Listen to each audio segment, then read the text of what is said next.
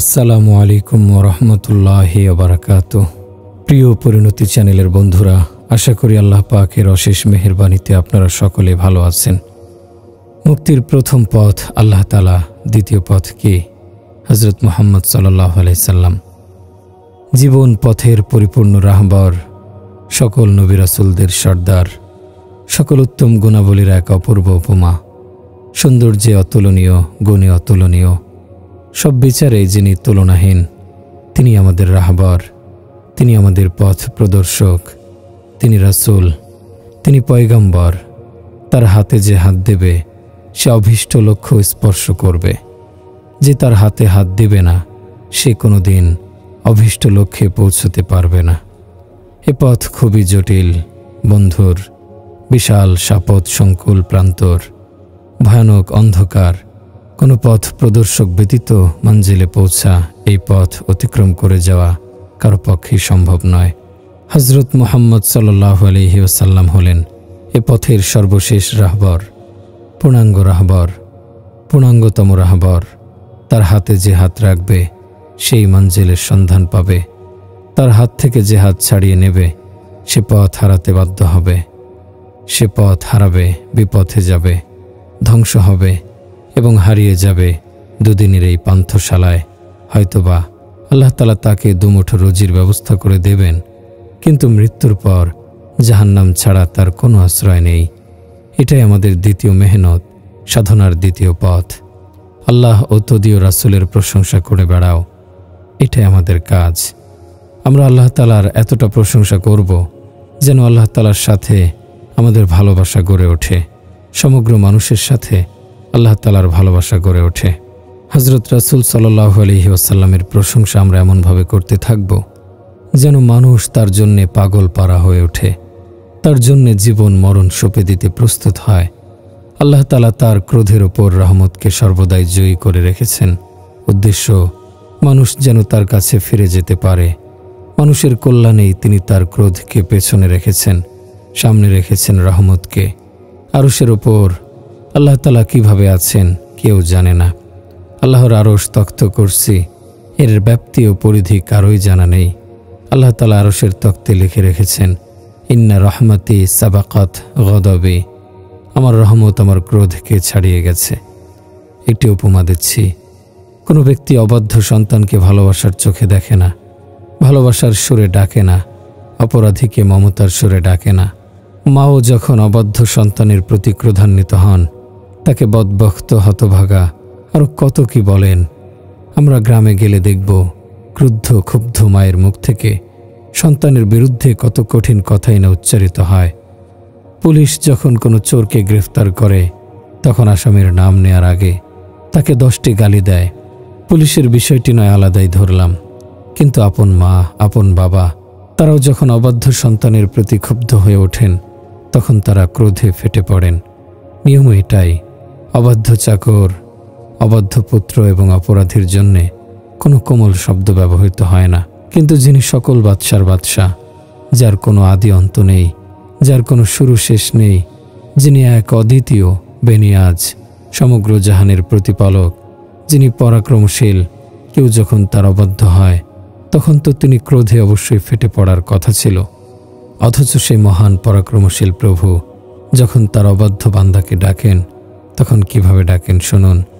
ইয়া ইবাদিয়াল্লাযীনা আসরাফু আলা আনফুসিহিম, হে আমার বান্দাগণ, তোমরা যারা নিজেদের প্রতি অবিচার করেছ, আল্লাহর অনুগ্রহ থেকে নিরাশ হইও না। হায় হায়, আয়াতের এই শব্দগুলো তো আমরা তর্জমা করতে পারি, কিন্তু এর ভাব ও ভঙ্গিকে কিভাবে ব্যক্ত করব? এজন্য আমি একটি উপমা দিয়ে থাকি। মা যখন তার প্রিয় সন্তানকে ডাকেন তখন বলেন, হায় আমার পুত্র, হায় আমার মানিক। লক্ষ্য করুন, আমি কেবল তার আওয়াজটাই শোনাতে পারছি, কিন্তু মায়ের কণ্ঠের আবেগ, আবেদন, মমতা ও মাধুর্য সে কি ব্যক্ত করা সম্ভব? কিন্তু মায়ের এই মমতা, মায়ের এই কণ্ঠের এই কোমলতা ও মাধুর্য সে তো কেবল অনুগত সন্তানের জন্য, অবাধ্য সন্তানের জন্য নয়। অবাধ্য সন্তানের জন্যে তো সরে যাও, এখান থেকে চলে যাও, আমার চোখের সামনে আসবে না। অথচ এখানে আল্লাহ তাআলা কত মমতার সাথে ডাকছেন, ইয়া ইবাদিয়াল্লাযীনা আসরাফু আলা আনফুসিহিম লা তাকনাতু মির রাহমাতিল্লাহ। আল্লাহ তাআলা কি কথা বলছেন এখানে? প্রথমে আমরা মায়ের কথা শুনি। মা তার প্রিয় সন্তানকে ডাকেন, ও আমার বাচ্চা, ও আমার মানিক। কিন্তু মায়ের মধুময় ডাকও তো আমাদের ঘরে আমরা প্রতিদিন শুনি না। অথচ আল্লাহ তাআলা নাফরমান ও অবাধ্য বান্দাদেরকে কিভাবে ডাকছেন? ইয়া ইবাদি, হে আমার নাফরমান বান্দা। অবাধ্য নাফরমান বান্দাদের প্রতি কত মধুময় ডাক। যদি অবাধ্য নাফরমান বান্দাদেরকে এভাবে ডাকেন, তাহলে বাধ্য অনুগত বান্দাদের ডাক সে না জানি কত মধুময়। আমি যখন এই কথা ভাবি আকুল হই, আমার মধ্যে আমি হারিয়ে যাই, ভাবতে থাকি ইয়া ইবাদি, ইয়া ইবাদি। কোনো সন্তান যখন অবাধ্য হয়ে যায়, মা মুখের উপর বলে দেন তুমি আমার ছেলে নও, বাবা বলে দেন এ আমার সন্তান নয়।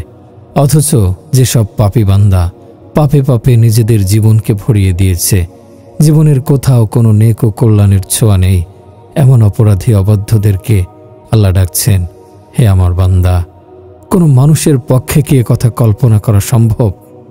আল্লাহ যখন বলেন হে আমার বান্দা, তখন তো মনে হয় তিনি সামনে বলবেন হে আমার মুত্তাকি বান্দা, হে আমার মুহাদ্দিস বান্দা, হে আমার মুফাসসির বান্দা, হে আমার প্রিয় বান্দা, হে আমার মুজাহিদ বান্দা, হে আমার নামাজি বান্দা, হে আমার বান্দাগণ। কথাটি কানে পড়তেই ঠিক এমনই একটা চিত্র মনের মধ্যে ভেসে ওঠে। কিন্তু মানুষ এখানে বিস্ময়ে বিমূঢ় হতে বাধ্য যখন সে লক্ষ্য করে আল্লাহ তাআলার সামনে কথা বলছেন হে আমার অবাধ্য বান্দাগণ, তোমরা আমার রহমত থেকে নিরাশ হও না। যেন বলছেন তোমাদেরকে কে বলেছে আমি মাফ করব না? তোমরা কেন নিরাশ হয়ে পড়েছ? তোমরা কেন হতাশ হয়ে পড়েছ? আমি কি তোমাদের পৃথিবীর কোনো রাজা বাদশাহ যারা প্রতিশোধ না নিয়ে কাউকে ছেড়ে দেয় না? ইন্নাল্লাহা ইয়াগফিরুয যুনুবা জামিআ। আল্লাহ সমুদায় পাপ ক্ষমা করে দেবেন। আমি তোমাদের সব পাপ ক্ষমা করে দেব, সকল অপরাধ মাফ করে দেব। তবে একটি শর্ত আছে, ওয়ানিবু ইলা রাব্বিকুম, তোমরা তোমাদের প্রতিপালকের প্রতি প্রত্যাবর্তন করো। হ্যাঁ, তোমাদেরকে তাওবা করতে হবে। তোমরা তাওবা করো আর আমার কাছ থেকে ক্ষমার পাওনা গ্রহণ করো। মানুষ আল্লাহকে ভুলে গেছে, আল্লাহকে ভুলে পড়ে আছে। মানুষ ভুলে গেছে আল্লাহর রাসূলকে। প্রিয় ভাই ও বন্ধুরা, গভীরভাবে ভাববার বিষয়, উম্মত তো নবীর নাম পর্যন্ত ভুলে গেছে। কাজের কথা আর মনে রাখবে কিভাবে? নাম ভুলে গেছে বলেই আল্লাহ তাআলার সাথেও দূরত্ব সৃষ্টি হয়েছে। আমাদের দায়িত্ব হলো মানুষের অন্তরে আল্লাহ তাআলার ভালোবাসা সৃষ্টি করা, তার রহমতের কথা বলে, তার অনুগ্রহের কথা বলে, তার অসীম উদারতার কথা বলে। আল্লাহ তাআলা হযরত দাউদ আলাইহিস সালামকে বলেছেন, ইয়া দাউদ বাশশিরিল মুযনিবিন, দাউদ আমার অবাধ্য বান্দাদের সুসংবাদ শোনাও। হে আল্লাহ, অবাধ্য বান্দাদের আমি কিসের সুসংবাদ দেব? আল্লাহ তাআলা বলে দিলেন, যাও গিয়ে বলো, লা ইয়াতাআযামু আলাইয়া যামবুন আন আগফিরাহু, তোমাদের গুনাহ যত বড়ই হোক আমার কাছে তার কোনো মূল্য নেই। তওবা করো, আমি সকল গুনাহ মাফ করে দেব। আমাদের সকলেরই তওবা করা উচিত। আমরাই তো আল্লাহ তাআলাকে ভুলে গেছি, আল্লাহ তাআলা থেকে সরে পড়েছি। সন্তান মা থেকে দূরে সরে গেলে মা সন্তানের জন্য যতটা না অপেক্ষায় থাকে, আল্লাহ তাআলা তার নাফরমান বান্দাদের জন্যে তার চাইতেও বেশি অপেক্ষায় থাকেন। মা রাতের বেলা দরজায় খিল লাগায় না, দরজা খোলা রেখে ঘুমায়। হয়তোবা কোনো এক সময় সন্তান ফিরে আসবে। মা বাতাসের ঝাপটাকেও সন্তানের পায়ের আওয়াজ মনে করে উঠে বসে। দরজায় যে এসে আঘাত করে মা নড়ে ওঠেন, এই বুঝি ছেলে এসেছে। আল্লাহ তাআলা তার অবাধ্য বান্দাদের জন্য এই মায়ের চাইতেও বেশি অপেক্ষায় থাকেন। বান্দা এসে পড়ো, তোমার জন্যে আমার পথ উন্মুক্ত, আমার হাত প্রসারিত, আমার আঁচল বিস্তীর্ণ। তুমি এসে দেখো, তুমি তওবা করে দেখো, তোমার সাথে আমার সম্পর্ক কত গভীর। হে মানুষ, দুনিয়ার সকলের সাথেই তো মেলে দেখলে, একবার আল্লাহর সাথে মেলে দেখো। দুনিয়ার সকল ঘাটের পানি তো পান করে দেখেছ, একবার নবীর ঘাটের পানি পান করে দেখো। একবার সেদিকে নজর তুলে দেখো, নজর ওঠানোর স্বাদ আস্বাদন করে দেখো। দেখো সেদিকে তাকিয়ে থাকবার স্বাদ আস্বাদন করে গান শোনার মজা অনেক উপভোগ করেছ। একবার কোরআনে কারিম শোনার মজা উপভোগ করে দেখো। স্ত্রীর পাশে শয়নের স্বাদ তো বহুবার আস্বাদন করেছ। একবার আল্লাহর পথে মানুষের দুয়ারে দুয়ারে ধাক্কা খাওয়ার স্বাদ আস্বাদন করে দেখো। এটাই আমাদের মেহনত, এটাই আমাদের কাজ। আল্লাহ আল্লাহ ডাকো, পাগলের মতো ডাকো। যদি ডাকতে পারো তাহলে আল্লাহ তোমাকে ভালোবাসবেন। তুমি যদি আল্লাহকে চাও তাহলে আল্লাহ তোমাকে চাইবেন। আল্লাহ তাআলার কাছে সর্বাধিক প্রিয় বিষয় হলো তার প্রশংসা। তার কালামের সূচনায় হয়েছে প্রশংসা দিয়ে। আলহামদুলিল্লাহি রব্বিল আলামিন। সকল প্রশংসা সমগ্র জাহানের প্রতিপালক আল্লাহর জন্যে। প্রশংসা করো আল্লাহর, প্রশংসা করো হযরত মুহাম্মদ সাল্লাল্লাহু আলাইহি ওয়াসাল্লামের। একবার হযরত কাব ইবনে জুহাইর রাদিয়াল্লাহু আনহু হযরত রাসূলুল্লাহ সাল্লাল্লাহু আলাইহি ওয়াসাল্লামের প্রশংসায় কবিতা আবৃত্তি করলেন। খুশি হয়ে হযরত রাসূলুল্লাহ সাল্লাল্লাহু আলাইহি সাল্লাম তাকে সে চাদর উপহার দিলেন এবং দোয়া দিলেন, লা ফাসসা ফাওকা, তোমার দাঁত সুরক্ষিত থাকুক। এ জাতীয় আরবি বাক্যের মর্ম হয়ে থাকে, তুমি খুবই সাহিত্যপূর্ণ ভাষার অধিকারী, আল্লাহ তোমার এই সাহিত্য শক্তিকে অটুট রাখুন। কিন্তু তার আক্ষরিক অর্থ হলো তোমার দাঁত অটুট থাকুক। আল্লাহ তাআলা তার এই দোয়াকে এমনভাবে কবুল করেছেন, শতবর্ষেও হযরত কাব রাদিয়াল্লাহু আনহুর একটি দাঁতও পড়েনি। শতবর্ষ পার হবার পরও তার দাঁতের দিকে তাকালে মনে হতো যেন 20 বছরের যুবক। মুখে বার্ধক্যের কোনো ছাপ নেই, মুখশ্রীতে যৌবনের বিভা উজ্জ্বল। শরীর ভেঙে পড়েছে কিন্তু চেহারা অটুট। এ হলো নবীর দোয়ার ফসল। হযরত হাসান ইবনে সাবিত রাদিয়াল্লাহু আনহু হযরত রাসূলুল্লাহ সাল্লাল্লাহু আলাইহি সাল্লামের দরবারে দাঁড়িয়ে তার প্রশংসা আবৃত্তি করলেন। ওয়া আহসানা মিন কালাম তারাকাতু আইনি ওয়া আজমালা মিন কালাম তালিদিন নিসাউ খুলিকতা মুবাররাম মিন কুল্লি গায়বিন কাআন্নাকা কদ খুলিকতা কামা তাশাউ। তোমার চাইতে সুন্দরতম চক্ষু আমার হেরেনি কভু, তোমার চাইতে উজ্জ্বলতম। আমাদের কাজ হলো হযরত রাসূলুল্লাহ সাল্লাল্লাহু আলাইহি সাল্লামের নামকে পুনরুজ্জীবিত করা, পৃথিবীর সমগ্র মানবকে তার পেছনে চালিত করা, কারণ মুক্তির একমাত্র পথ তার পেছনে চলা। তিনি সমগ্র জাহানের রহমত, দুনিয়া ও আখিরাতের সকল ভাণ্ডারের চাবি। দুনিয়া ও আখিরাতের সকল আযাব ও গজবের পথে তিনি একমাত্র রক্ষা প্রাচীর। তিনি বেহেশতের চাবি, তিনি জাহান্নামের পথে রক্ষা প্রাচীর। তিনি রহমতের চাবি, তিনি ক্রোধের পথে রক্ষা প্রাচীর। তিনি ভালোবাসার চাবি, তিনি ঘৃণার পথে রক্ষা প্রাচীর। তিনি নিরাপত্তার প্রাচীর, তিনি নিরাপত্তাহীনতার পথে অন্তরায়। তিনি প্রেম ও ভালোবাসার চাবি, তিনি ঘৃণা ও দূরত্ব সৃষ্টির পথে অন্তরায়। তিনি সফলতার চাবি, তিনি ব্যর্থতার পথে অন্তরায়। তিনি উচ্চতার চাবি, তিনি নিচুতার পথে অন্তরায়। তিনি সম্মানের চাবি, তিনি অপমানের পথে অন্তরায়। তিনি বরকতের চাবি, তিনি বরকতহীনতার পথে অন্তরায়। পৃথিবীর পথে পথে নেমে আসা পতন, নিচুতা, অপমান, লাঞ্ছনা ও বিপদের পথে আমাদের নবী এক শক্তিশালী বাধা এবং রক্ষা প্রাচীর। একই সময়ে কাজ হচ্ছে দুটি। রহমতের দরজা খুলে দেয়, বন্ধ করে দেয় গজবের দরজা। খুলে দেয় বেহেশত, বন্ধ করে দেয় জাহান্নাম। সম্মানের দরজা খুলে দেয়, বন্ধ করে দেয় অপমানের দরজা। ভালোবাসার পথ খুলে দেয়, বন্ধ করে দেয় ঘৃণার পথ। দুনিয়াময় এখন চলছে তাহজিব ও তামাদ্দুনের প্রতিযোগিতা। মানুষ ছুটেছে তাহজিবের পেছনে, পশ্চিমা সভ্যতার পেছনে মানুষ রীতিমতো এখন দৌড়াচ্ছে। আমরা বলি, তোমরা হযরত রাসূল সাল্লাল্লাহু আলাইহি সাল্লামের জীবনের পেছনে চলো, তোমরা তার পদাঙ্ক অনুসরণ করে চলো। আমি বলি, পশ্চিমে তো সূর্য ডুবে যায়। জানি না আমাদের এই প্রজন্মের সন্তানরা কেন পশ্চিমের সভ্যতার পেছনে ছুটে ছুটে আলোক হচ্ছে। পশ্চিম তো আলো নিভে যাওয়ার জায়গা। আমি বলি, তোমরা আল্লাহ তাআলার বিধান সম্পর্কে একটু ভেবে দেখো না কেন। পশ্চিম হলো অন্ধকারের দিক, আলোর দিগন্ত পূর্বে। পশ্চিমে অস্তমিত হয়, উদিত হয় পূর্বে। পশ্চিমে অন্ধকার, আলো পূবে। পশ্চিমে ঢলে পড়ে, জেগে ওঠে পূবে। পশ্চিমে গিয়ে সূর্য যেন প্রদীপের মতোই চিৎকার করে করে বলে, তোমরা এদিকে এসো না, এদিকে এসো না, এদিকে আমার মতো প্রদীপও নিভে যায়। তোমরা এখানে এসে আলো খুঁজে পাবে কোথায়? আলো চাইলে পূবে যাও। তোমাদের নবীর আগমন হয়েছে মধ্যপ্রাচ্যে, তোমাদের বাইতুল্লাহ মধ্যপ্রাচ্যে, আমাদের মদিনা মধ্যপ্রাচ্যে, আমাদের বাইতুল্লাহ মধ্যপ্রাচ্যে, আমাদের নবীর নবুয়াতের উদয় হয়েছে মধ্যপ্রাচ্যে। আল্লাহ তাআলা পূবেরও মধ্যখানে সৃষ্টি করেছেন।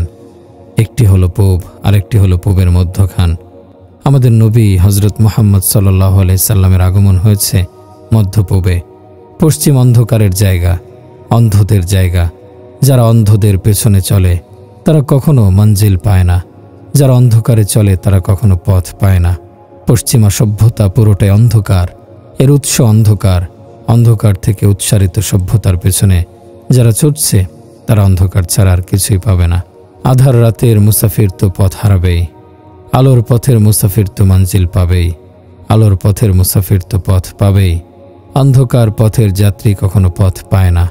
পশ্চিম হলো অন্ধকার নগরী, সভ্যতা অন্ধকার, জগৎ অন্ধকার। আমাদের নতুন প্রজন্ম যদি সে অন্ধকারের দিকে ছুটতে থাকে, তাহলে তারা অন্ধকার ছাড়া আর কিছুই পাবে না।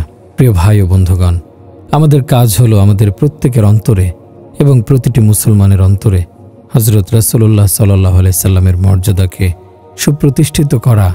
তার বড়ত্ব মহত্ব তো ছিল উপমাহীন।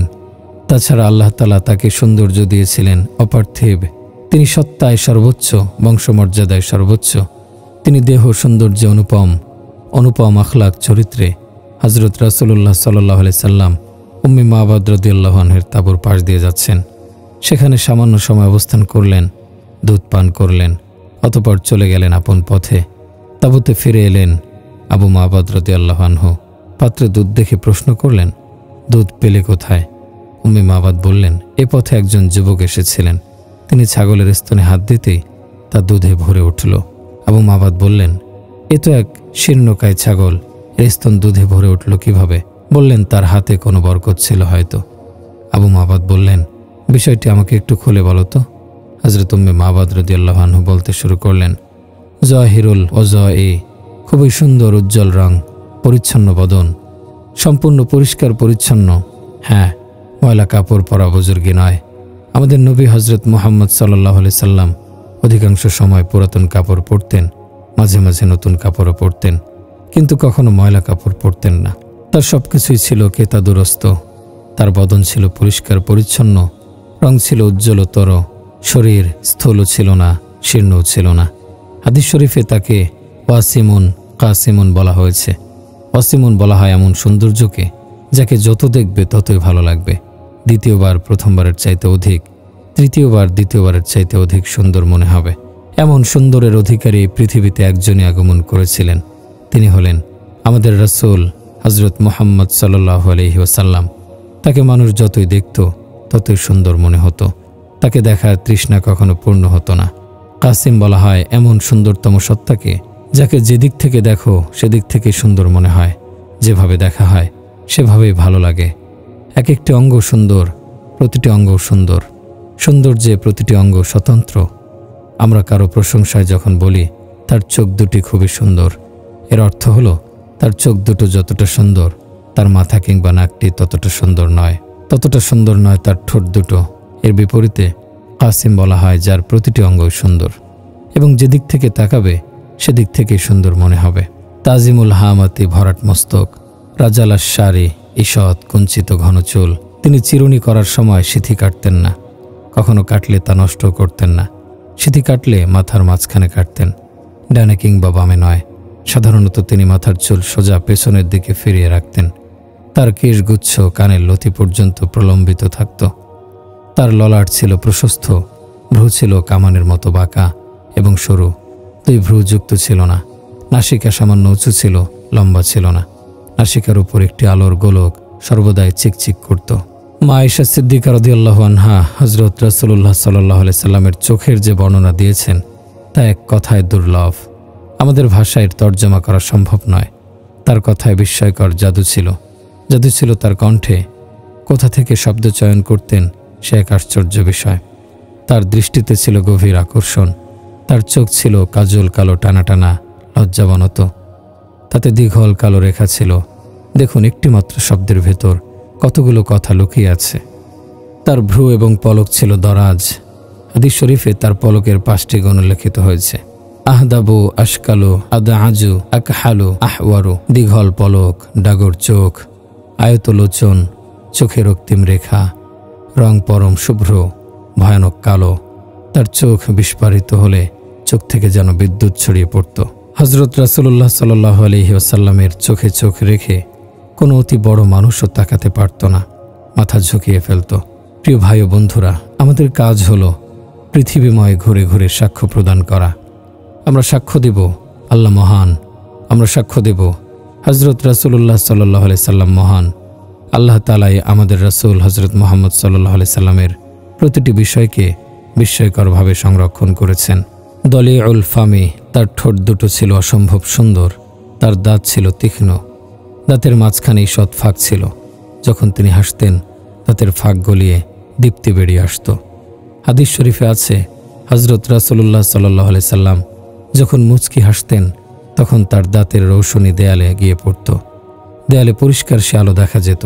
তার গায়ের রং ছিল উজ্জ্বল রক্তিম, গণ্ডদয় স্ফীত ছিল না, আবার চাপাও ছিল না। দাড়ি মোবারক ছিল ঘন ঈষৎ কুঞ্চিত। কুদরতিভাবেই তার দাড়ি ছিল এক মুষ্টি পরিমাণ। তিনি কখনো দাড়িতে কাঁচি ব্যবহার করেননি। ঈষৎ কুঞ্চিত ঘন দাড়ি তার বক্ষ মোবারক ঢেকে রাখত।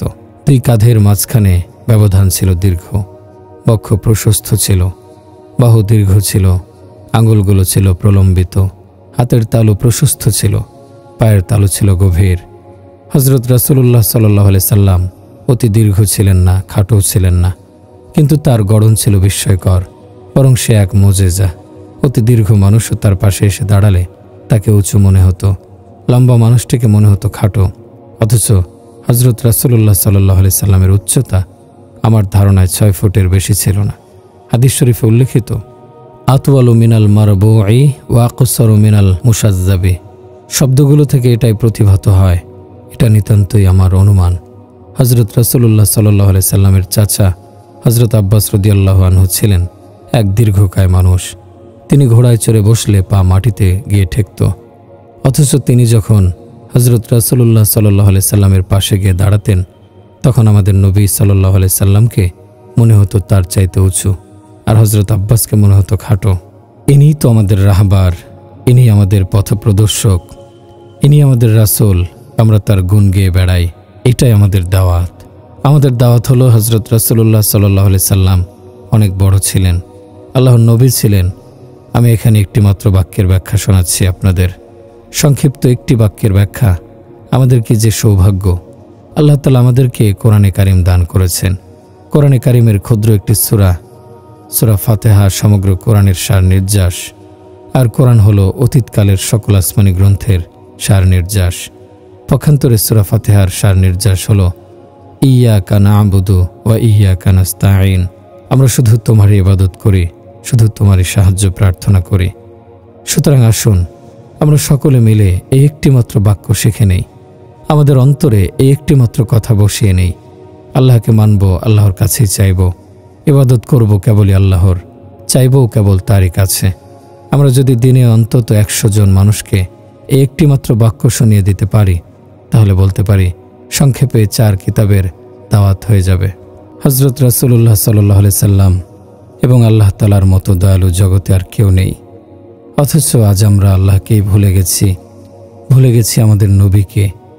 আমাদের প্রতি যাদের দয়া অপরিসীম, আমরা সবচেয়ে বেশি অবহেলা করে চলছি তাদেরই।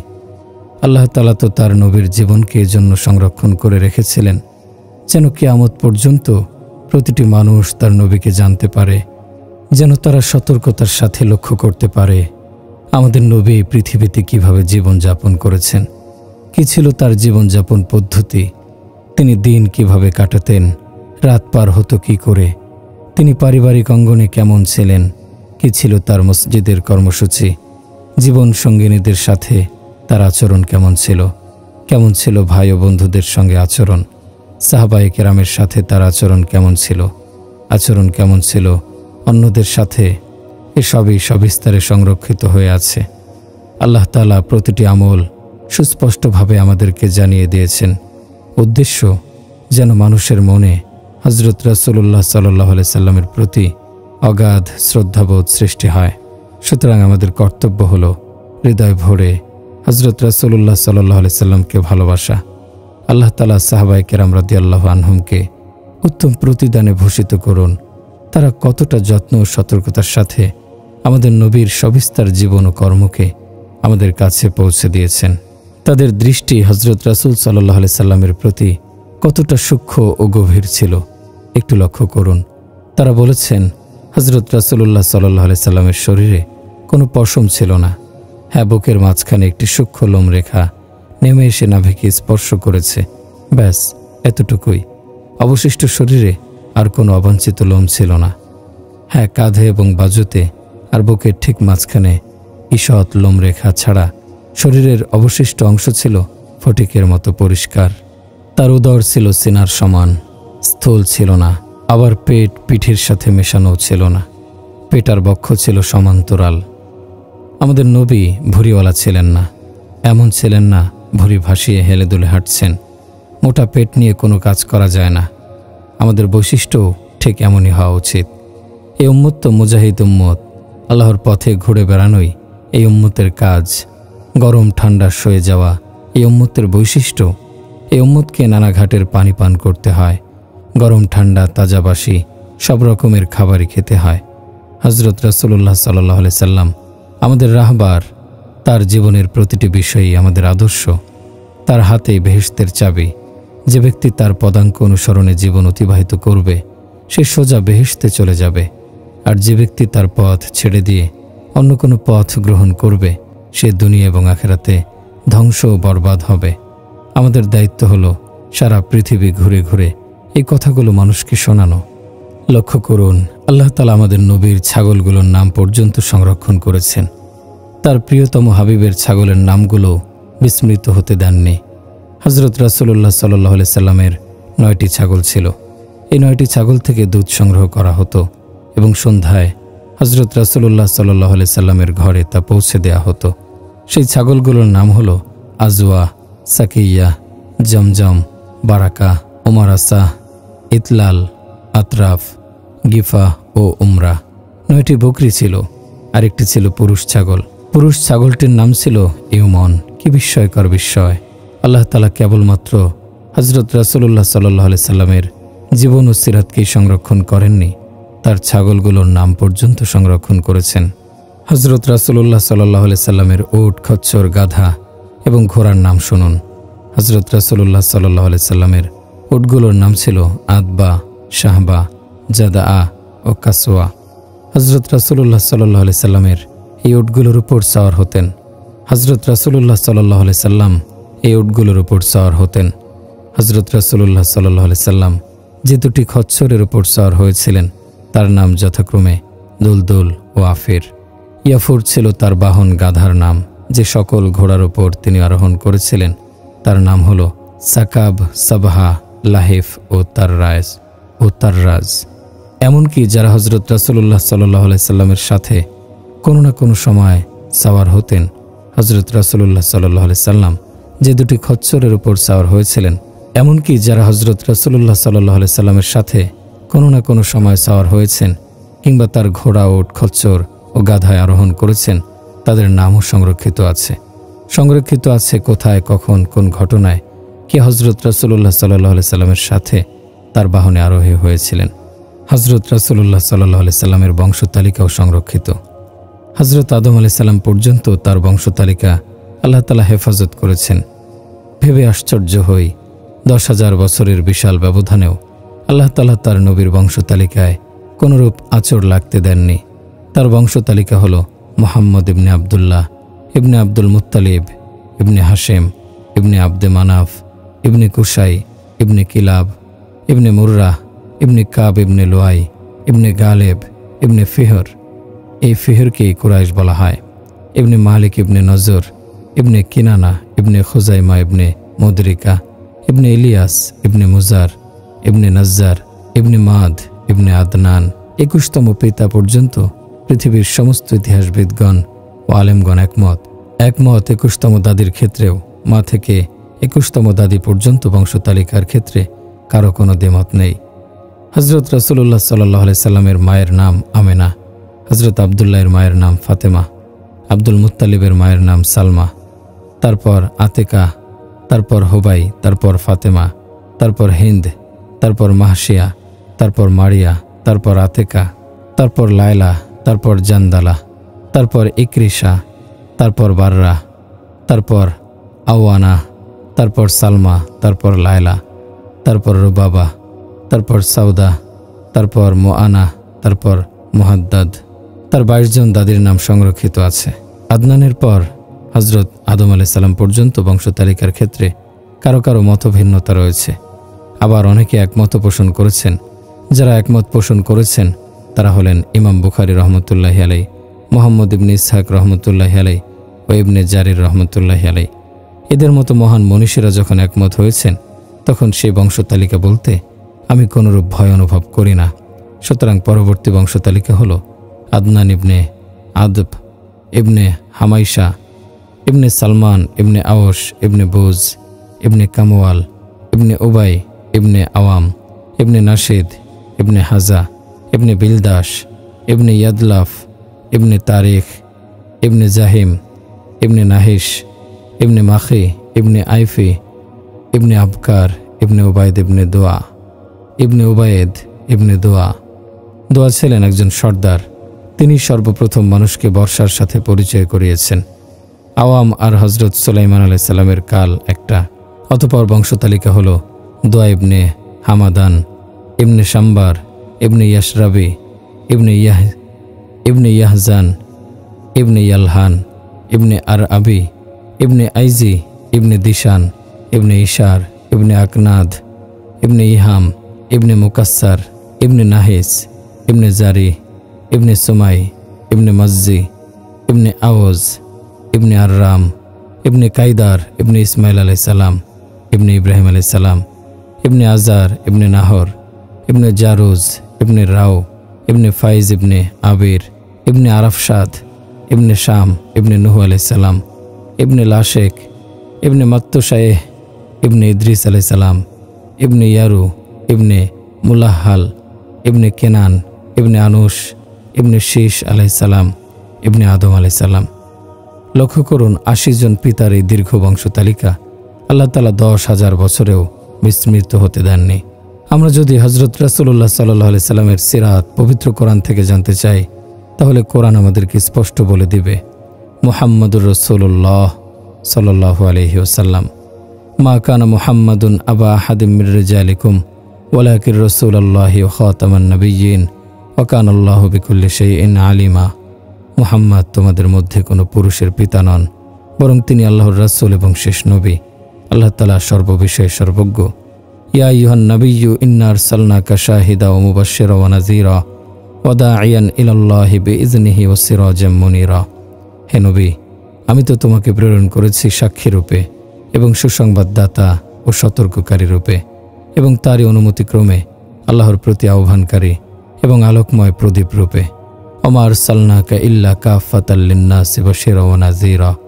আমি তো তোমাকে সমগ্র মানব জাতির প্রতি সুসংবাদদাতা ও সতর্ককারী রূপে প্রেরণ করেছি। ওমা আরসালনাকা ইল্লা রাহমাতাল লিল আলামিন। আমি তো তোমাকে বিশ্বজগতের প্রতি কেবল রহমত রূপে প্রেরণ করেছি। তাবারাকাল্লাযী নাযালাল ফুরকানা আলা আবদিহি লিয়াকুনা লিল আলামিনা নাযীরা। কত মহান তিনি, যিনি তার বান্দার প্রতি ফুরকান অবতীর্ণ করেছেন, যাতে তিনি বিশ্বজগতের জন্য সতর্ককারী হতে পারেন।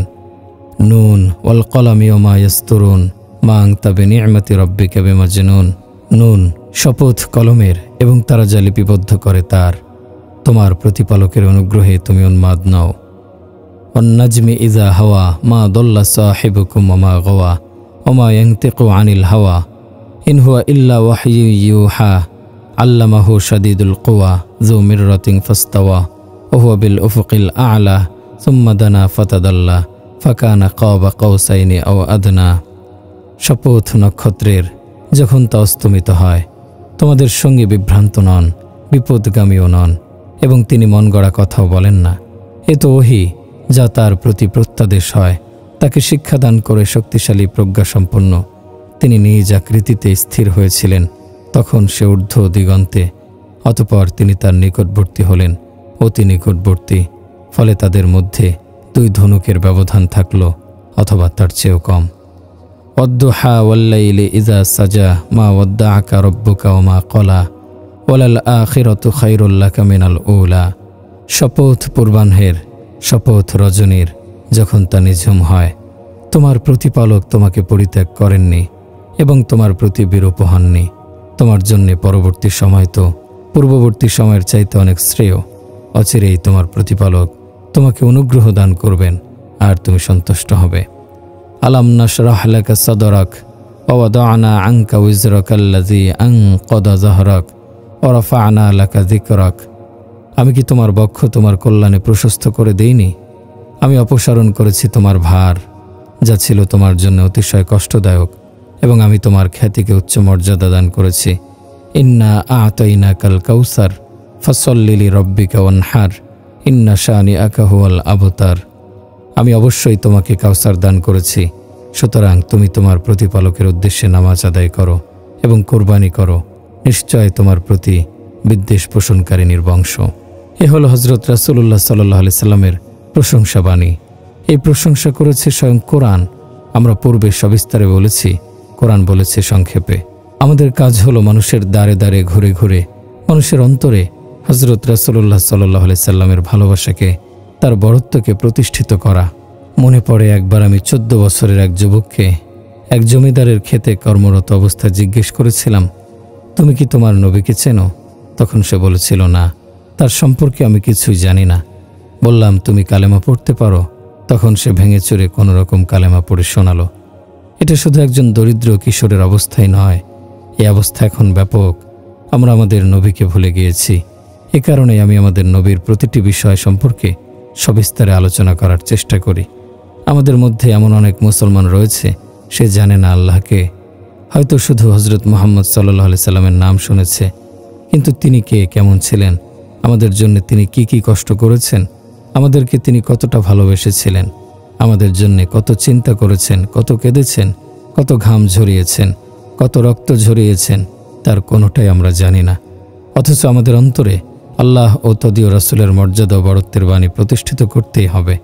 আমরা যদি মন থেকে আল্লাহকে বড় জানতে পারি, আমাদের অন্তরে যদি হযরত মুহাম্মদ সাল্লাল্লাহু আলাইহি সাল্লামের শ্রেষ্ঠত্ব প্রতিষ্ঠিত হয়, তাহলে সব কিছুই সহজ মনে হবে, সহজ কথা। পকেটে পয়সা থাকলে গাড়ি বাড়ি রাজনীতি সবই সহজ হয়ে যায়। অনুরূপভাবে যদি অন্তরে আল্লাহ তাআলার বড়ত্ব প্রতিষ্ঠিত হয়, হৃদয়ে যদি হযরত রাসূলুল্লাহ সাল্লাল্লাহু আলাইহি সাল্লামের শ্রেষ্ঠত্ব থাকে সুপ্রতিষ্ঠিত, তাহলে আমাদের নামাজ সুন্দর হবে, সুন্দর হবে চরিত্র। তখন ইলম, জিকির, ইখলাস সবকিছুই আমরা সহজে অর্জন করতে পারব। আমাদের প্রথম কাজ হলো বুনিয়াদ মজবুত করা। সকল সাধনারও একটা কেন্দ্র থাকে। যে কোনো কর্মসূচি একটা কেন্দ্রকে কেন্দ্র করে পরিচালিত হয়।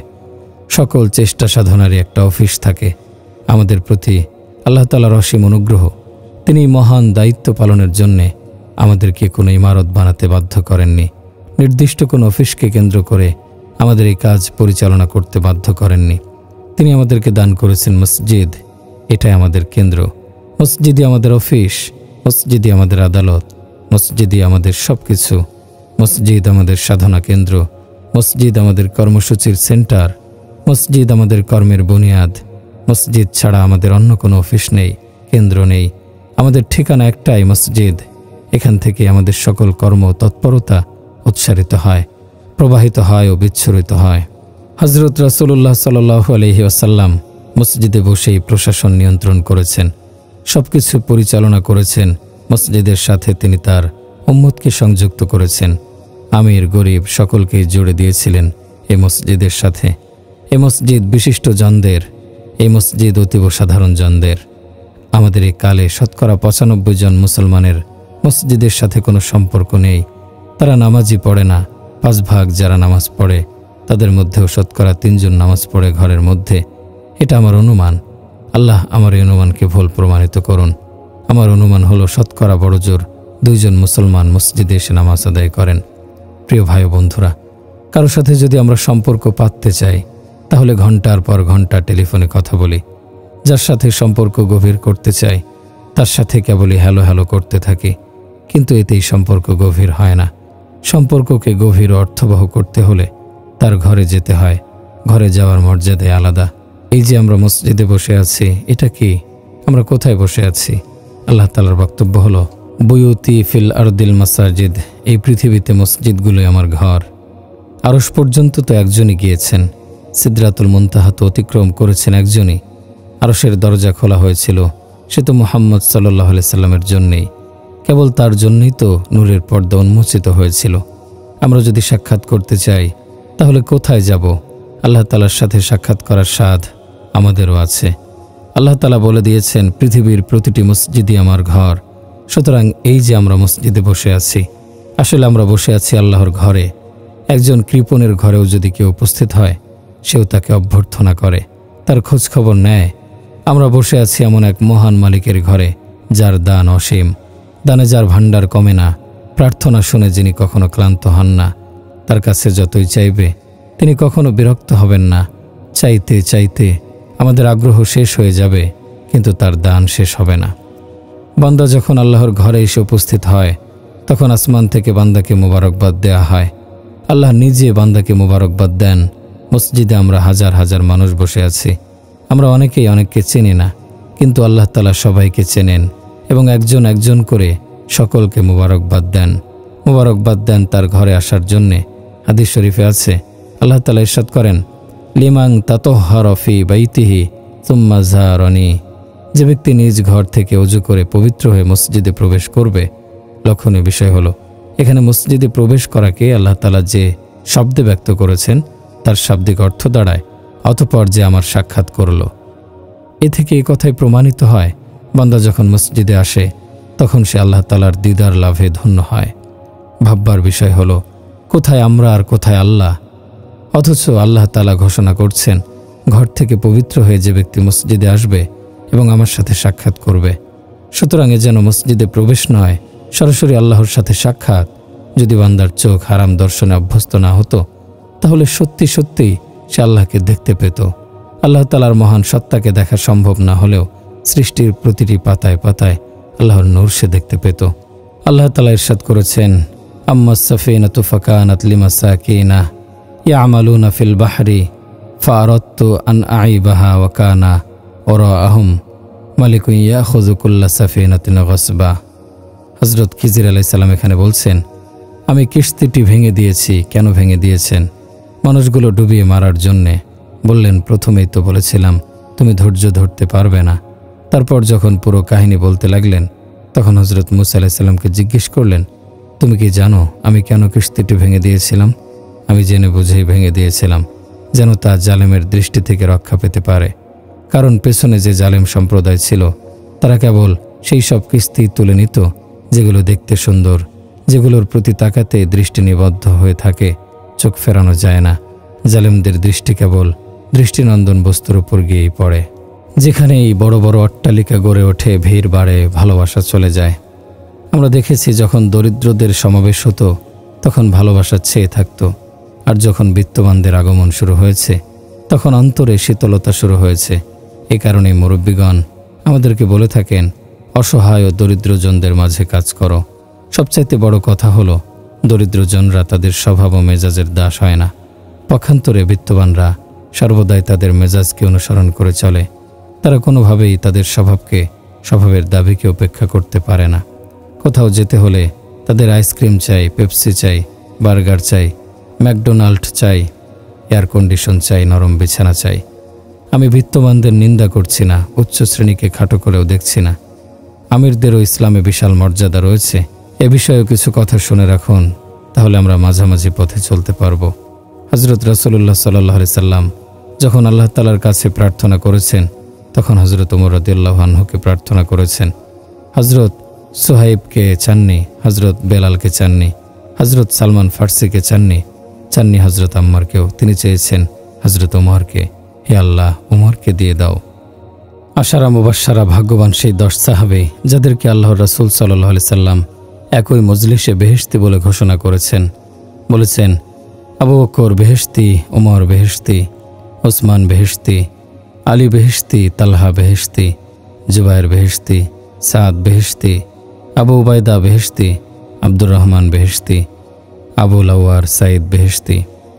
অথচ মহান এই সাহাবীগণের উদ্দেশ্যে হযরত রাসূলুল্লাহ সাল্লাল্লাহু আলাইহি সাল্লাম বলেছেন, তোমরা ইবাদত করতে করতে কাঠের মতো শুকিয়ে যাও এবং তোমরা রোজা রাখতে রাখতে শুকনো কাটার মতো হয়ে যাও।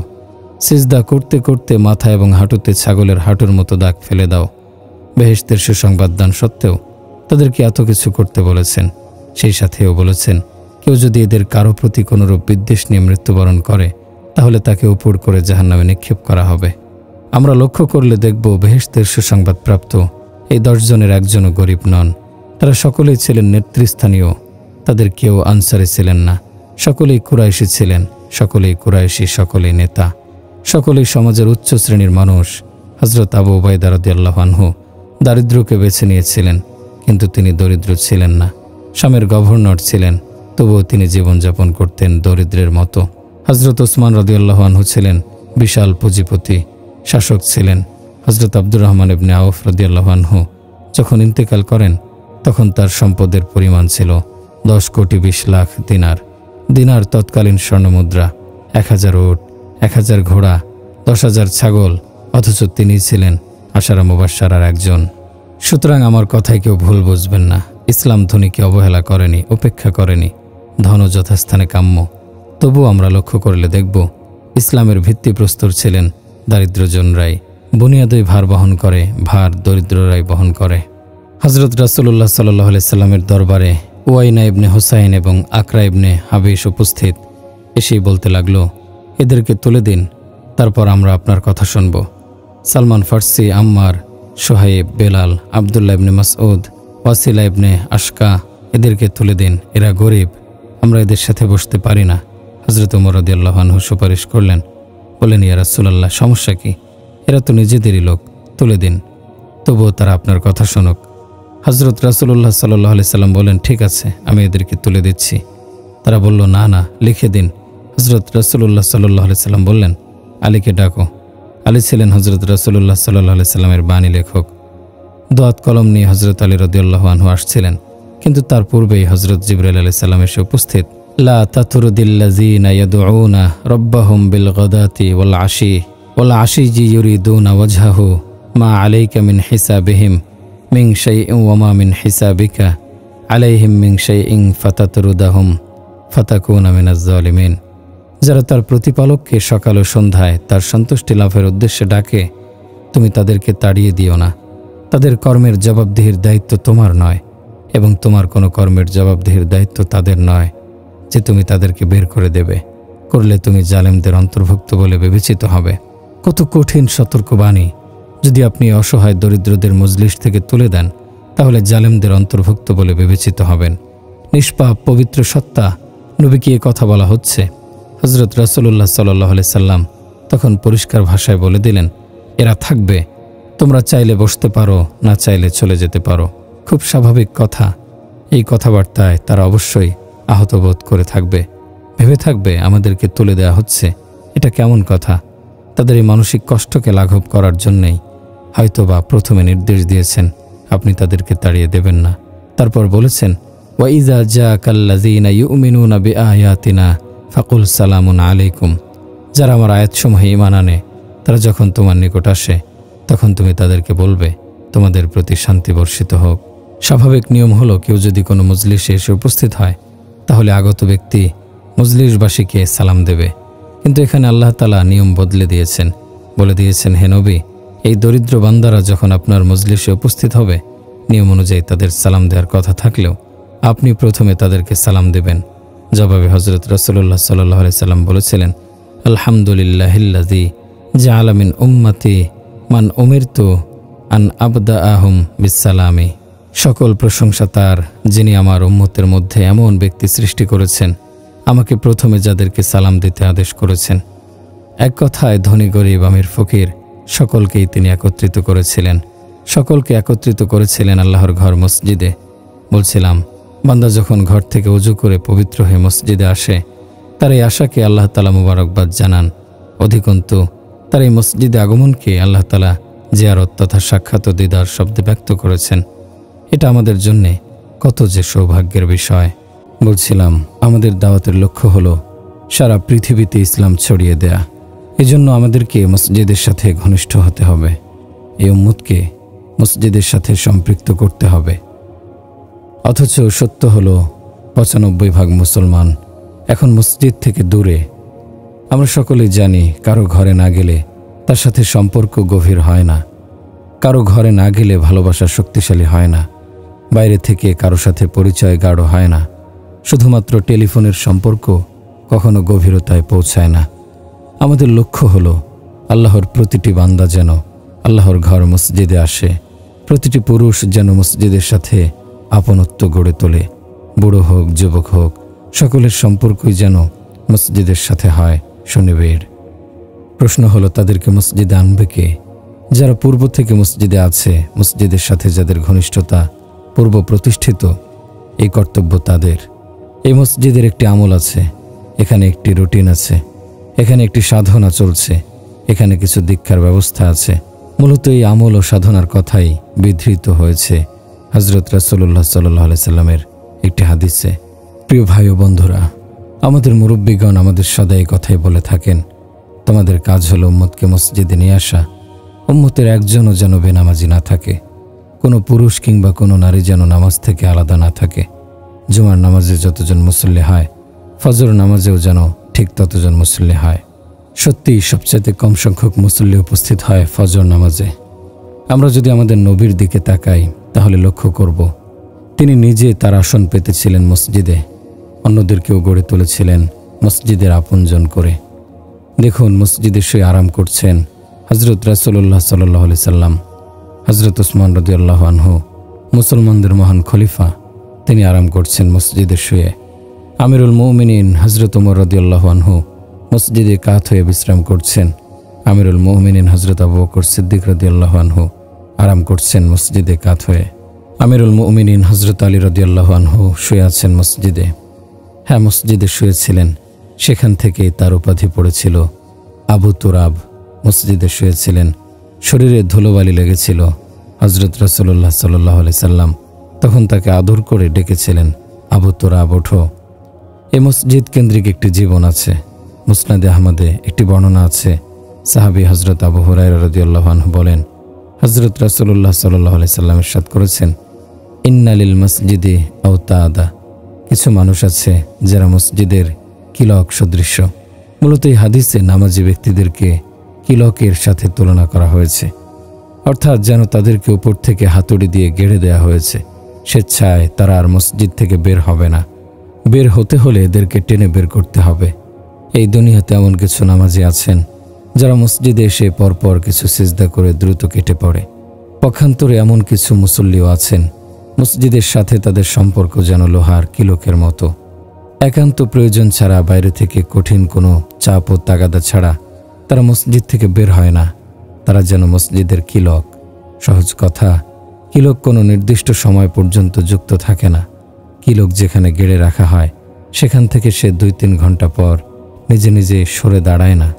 ভাগ্যবান এই মুসল্লিদের অবস্থাও তদ্রূপ। 2 ঘন্টা, 2.5 ঘন্টা নয়, 8 ঘন্টা, 12 ঘন্টা নয়, মসজিদ যতক্ষণ আছে তারাও ততক্ষণ আছেন। কিলক সদৃশ্য ভাগ্যবানী মুসল্লিগণ আল্লাহ তাআলার একান্ত নৈকট্যপ্রাপ্ত বান্দা। তাদের সম্পর্কে হাদিস শরীফে বলা হয়েছে, আল মালাইকাতু জুলাসাউহুম ইন গাবু ইফতাকাদুহুম। তারা যদি অনুপস্থিত হয়ে পড়েন, ফেরেশতাগণ তাদেরকে অনুসন্ধান করে বেড়ায়। অর্থাৎ তারা যদি কখনো মসজিদে অনুপস্থিত থাকে তাহলে তাদের সঙ্গ লাভের জন্য ফেরেশতাগণ অস্থির হয়ে পড়েন, তাদেরকে খুঁজে ফেরেন। হাদিস শরীফে আরও ইরশাদ হয়েছে, ইম্মারিদু আদুহুম ইনকানু ফি হাজাতিন আআনুহুম। তারা অসুস্থ হয়ে পড়লে ফেরেশতাগণ তাদের শুশ্রূষা করেন। তাদের কোনো প্রয়োজন দেখা দিলে ফেরেশতাগণ তাদের সাহায্য করেন। ভাববার বিষয়, যারা আল্লাহর ঘরে আশ্রয় নেন, ফেরেশতাগণ এসে তাদের সান্নিধ্য গ্রহণ করে। তারা অনুপস্থিত হলে ফেরেশতাগণ তাদের খুঁজে ফেরেন, অসুস্থতায় সেবা করেন, প্রয়োজনে সাহায্য করেন। যারা মসজিদে অবস্থান করেন তারা সাধারণত 3 শ্রেণীর হয়ে থাকেন। 3 ধরনের কাজে সাধারণত বিভক্ত হয়ে থাকেন। কেউ বা ইলমের হালকায়, কেউ বা ফাজাইলের হালকায়, আবার কেউ বা ইনফিরাদি অর্থাৎ ব্যক্তিগত আমলে। হযরত রাসূলুল্লাহ সাল্লাল্লাহু আলাইহি সাল্লাম মসজিদে ছিলেন। এক বেদুইন এসে আরজ করল, ইয়া রাসূলুল্লাহ, উরিদু আন আকুনা আকরামান নাস। হে রাসূল, আমি সবচেয়ে সম্মানিত ব্যক্তি হতে চাই। ইরশাদ করলেন, লা তাশকু মিনাল আমরিকা শাইআন ইলাল খালকি তাকুন আকরামান নাস। তুমি কোনো মানুষের কাছে তোমার প্রয়োজনের কথা বলবে না, তাহলেই তুমি সবচেয়ে সম্মানিত ব্যক্তি হতে পারবে। বেদুইন বলল, ইয়া রাসূলুল্লাহ, উরিদু আন আকুনা আ'লামান নাস। ক্বালা ইত্তাকিল্লাহা তাকুন আ'লামান নাস। হে রাসূল, আমি সবচেয়ে বড় আলেম হতে চাই। ইরশাদ করলেন, আল্লাহকে ভয় করো, সবচেয়ে বড় আলেম হতে পারবে। আরজ করল, ইয়া রাসূলুল্লাহ, উরিদু আন ইউসাআ আলাইয়া রিজকি। হে রাসূল, আমি বিপুল রিজিক পেতে চাই।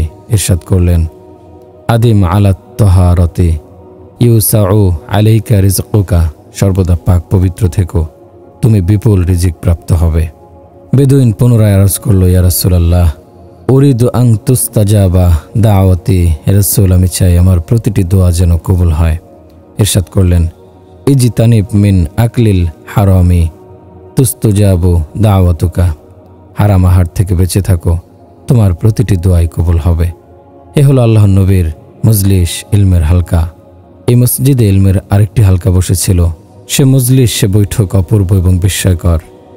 যে মজলিসে হজরত জিবরাইল আলাইহিস সালাম উপস্থিত হবেন, সে ইলমের মজলিস কতটা আলোকময় হতে পারে। হাদিস শরীফে আছে, হজরত রাসূলুল্লাহ সাল্লাল্লাহু আলাইহি সাল্লামের দরবারে এক ব্যক্তি এসে হাজির। গায়ের পোশাক শুভ্র, তার গায়ের রং সাদা, চুল ঘন কৃষ্ণ, দেখতে যেন এই অঞ্চলেরই কেউ, অথচ আকার আকৃতি মুসাফিরের মতো। তিনি এসে হজরত রাসূলুল্লাহ সাল্লাল্লাহু আলাইহি সাল্লামের হাঁটুর সাথে হাঁটু মিলিয়ে মুখোমুখি বসে পড়লেন নামাজের ভঙ্গিতে। অতঃপর হজরত রাসূলুল্লাহ সাল্লাল্লাহু আলাইহি সাল্লামের হাঁটুতে হাত রেখে প্রশ্ন করলেন, হে আল্লাহর রাসূল, ইসলাম কি, ঈমান কাকে বলে, কিয়ামত কবে হবে? রাসূল সাল্লাল্লাহু আলাইহি ওয়াসাল্লাম জবাবে বলছেন, কিয়ামত কবে হবে যাকে প্রশ্ন করা হচ্ছে, তিনি প্রশ্নকারীর চাইতে বেশি জানেন না, জানেন কেবলমাত্র আল্লাহ। প্রশ্নকারী পুনরায় আরজ করলেন, তাহলে কিছু লক্ষণ বলে দিন। হজরত রাসূলুল্লাহ সাল্লাল্লাহু আলাইহি সাল্লাম ইরশাদ করলেন, যখন দেখবে সন্তান মায়ের সাথে দাস-দাসীর মতো আচরণ করছে, আরবরা উঁচু উঁচু অট্টালিকা বানাচ্ছে, তখন মনে করবে কিয়ামত ঘনিয়ে এসেছে। এভাবে হালকা ও বৈঠকের আয়োজন করে উম্মতকে শেখানো হয়েছে। মসজিদে এভাবেই শেখা ও শেখানোর বৈঠক হওয়া চাই। আমরা হজরত রাসূলুল্লাহ সাল্লাল্লাহু আলাইহি সাল্লামের সিরাতে দেখতে পাই, ফজর নামাজ পড়ে তিনি মুসল্লিদের দিকে ঘুরে বসতেন। কখনো বা সাহাবায়ে কেরামকে লক্ষ্য করে বলতেন, তোমাদের কেউ কোনো স্বপ্ন দেখেছ? তারা যদি বলতেন, আমরা কোনো স্বপ্ন দেখিনি, তাহলে মাঝে মধ্যে তিনি নিজ থেকে স্বপ্ন বলা শুরু করতেন। আবার কখনো বা আখিরাতের কথা বলতেন, কখনো বলতেন বেহেশতের কথা, কখনো দোজখের কথা, মাঝে মধ্যে পূর্ববর্তী উম্মতদের ঘটনা শোনাতেন। কখনো বা উৎসাহ দানের সুরে বলতেন, আলা হাল মুসনিবুন লিল জান্নাতি ফা ইন্নাল জান্নাতা লা খতর লাহা, বেহেশত কেনার কেউ আছে? বেহেশত হলো নির্ভয় ও নিরাপত্তার জায়গা। বলতেন, কাবার প্রভুর শপথ, বেহেশত এমন এক জগৎ যেখানে সদা নূর জ্বলজ্বল করে। সুউচ্চ প্রাসাদের নিচে রয়েছে পুষ্প বাগান, রয়েছে প্রবাহমান নহর, সতী সুন্দরী জীবন সঙ্গিনী, রয়েছে নিরাপদ নিবাসে রক্ষিত সুমিষ্ট ফল, সুউচ্চ অট্টালিকা, নিয়ামতাকীর্ণ। বেহেশতের অপূর্ব সুন্দরী সেই রমণীগণ যদি কোনো নোনা দরিয়ায় সামান্য থুতু ফেলে, তাহলে দরিয়ার পানি মধুময় হয়ে উঠবে। কোনো মৃতের সাথে কথা বললে মৃত জীবন্ত হয়ে উঠবে। কোনো জীবিত মানুষ যদি তাদের রূপের ঝিলিক দেখে, তাহলে কলজে দীর্ণ হয়ে যাবে। তারা যখন তাদের বেহেশতি স্বামীদের দিকে এগিয়ে আসবে, তখন তাদের প্রতিটি কদমে লক্ষ প্রকার রূপ পরিবর্তিত হবে। তাদের সৌন্দর্যের আলোচনা মানুষের ভাষায় সম্ভব নয়। তাদের দাঁতের ফাঁক গলিয়ে বেরিয়ে আসা আলোয় ঝলমল করে উঠবে পুরো বেহেশত। হজরত রাসূলুল্লাহ সাল্লাল্লাহু আলাইহি সাল্লাম তার মসজিদে বসে এ বেহেশতের গল্পই শোনাতেন। কখনো বা সাহাবায়ে কেরামের প্রশ্নের জবাবে, আবার কখনো বা নিজ থেকে তিনি সাহাবায়ে কেরামের উদ্দেশ্যে বলেছেন, ইন্না ফিল জান্নাতি হাওরা ও, বেহেশতে একটি হুর আছে, ইয়কালু লাহাল আইনা ও, তার নাম আইনা। এই হুর যখন বেহেশতের আলোকোজ্জ্বল প্রাঙ্গণে হাঁটতে বেরোবে, তার ডান পাশে থাকবে ৭০,০০০ চাকর, বাম পাশে ৭০,০০০। যদি ইতিপূর্বে মৃত্যু না হতো, তাহলে এই হুরের সৌন্দর্য দেখে সকলে মরে যেত। এই হুর সেদিন ঘোষণা করবে, আইনাল আমিরুনা বিল মারুফি ওয়ান্নাহুনা আনিল মুনকার। যারা মানুষকে ভালো কথা বলতো, মন্দ পথে বাধা দিত, তারা আজ কোথায়? মসজিদে আগমন করছেন হজরত ওসমান রাদিয়াল্লাহু আনহু। এক পাশে জুতা রেখে দাঁড়িয়ে গেছেন নামাজে, তেলাওয়াত শুরু করেছেন আলিফ লাম মিম। পাশে উপবিষ্ট হজরত আব্দুর রহমান তাইমি রাদিয়াল্লাহু আনহু। তিনি লক্ষ্য করলেন হজরত ওসমান রাদিয়াল্লাহু আনহু এসে নামাজে দাঁড়িয়েছেন, তেলাওয়াত শুরু করেছেন আলিফ লাম মিম। ভেতরে অনুসন্ধিৎসা জাগল, দেখি কোথায় গিয়ে সিজদা করেন। সবিস্ময়ে লক্ষ্য করলেন বাকারা শেষ, আলে ইমরান শেষ, পার হয়ে গেলেন নিসা, মাইদা, আনআম, আরাফ। আশ্চর্য, ১০ পারা শেষ, ২০ পারা শেষ, ৩০ পারা শেষ। সূরা নাস পড়ে হজরত ওসমান রাদিয়াল্লাহু আনহু রুকুতে গেলেন। এ হলো ইনফিরাদি আমলের নমুনা। হজরত আব্দুল্লাহ ইবনে জুবাইর রাদিয়াল্লাহু আনহু মসজিদে এসে দাঁড়িয়ে গেলেন। কেউ প্রশ্ন করলে বললেন, ভাই, আজ রাত আমার নামাজের রাত। শুরু হলো নামাজ। যখন ফজরের আজান হলো তখন রুকুতে গেলেন। কখনো বা বলতেন, আজ আমার রুকু করার রাত। দেখা গেছে এক রুকুতে রাত পার করে দিয়েছেন। ফজরের আজান কানে আসার পর রুকু থেকে মাথা তুলেছেন। কখনো বা বলতেন, আজ আমার সিজদা করার রাত। দেখা গেছে এক সিজদায় রাত পার করে দিয়েছেন। ফজরের আজান ভেসে আসার পর সিজদা থেকে মাথা তুলেছেন। সাহাবায়ে কেরাম এভাবেই তো মসজিদ আবাদ করেছেন। হযরত রাসূলুল্লাহ সাল্লাল্লাহু আলাইহি সাল্লামের সাধনার লক্ষ্য ছিল এটাই। আমাদেরকে এই লক্ষ্যেই এগিয়ে যেতে হবে। হযরত রাসূলুল্লাহ সাল্লাল্লাহু আলাইহি সাল্লামের কর্মসূচি, তার মসজিদের আমল ও মেহনতের উদ্ভাসে আমাদের মসজিদকে আবাদ করে তুলতে হবে। মসজিদ কাঁচা না পাকা, মজবুত না দুর্বল, সেটা দেখার বিষয় নয়। মসজিদ উজ্জ্বল টাইলস করা না নকশা খচিত, সেটাও বিবেচ্য নয়। দেখার বিষয় হলো আমাদের মসজিদ আবাদ তো। আমাদের কাজ হলো উম্মতকে মসজিদের সাথে জুড়ে দেয়া। প্রথমে আমাদের নিজেদেরকে মসজিদের সাথে জুড়তে হবে, তারপর জুড়তে হবে অন্যদেরকে। আমরা যখন মসজিদ থেকে মসজিদের নূর নিয়ে বাজারে যাব, ঘরে যাব, অফিসে যাব, পৃথিবীর নানা প্রান্তে যাব, তখন আমাদের ঘর, বাজার, অফিস সবকিছুই আবাদ হবে। আমরা যখন মসজিদের আলোয় আলোকিত হয়ে সমাজে প্রবেশ করব, তখন সমাজের প্রতিটি মানুষের মুখ আল্লাহর দিকে ফিরে আসবে। মুসলমানগণ যদি মসজিদের দিকে ছুটে আসে, তাহলে মসজিদ আবাদ হবে। এমনকি তাদের ঘরগুলো মসজিদে রূপান্তরিত হবে। ঘরের মেয়েরা ঘরকে মসজিদ বানিয়ে ফেলবে।